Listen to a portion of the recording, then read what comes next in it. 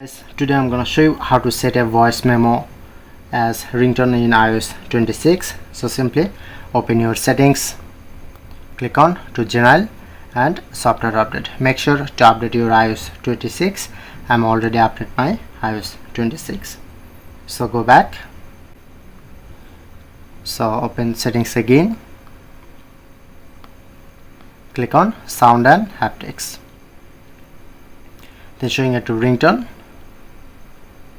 but not showing it to exactly added new ringtone. So don't worry, I'm provide full guide. So open your file apps and select a voice memo or any song, any music. Okay, so simply I'm just selecting this.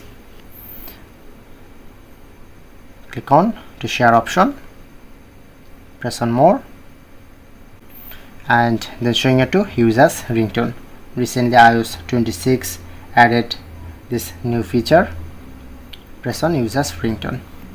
Now successfully add this voice memo as ringtone. So that's it.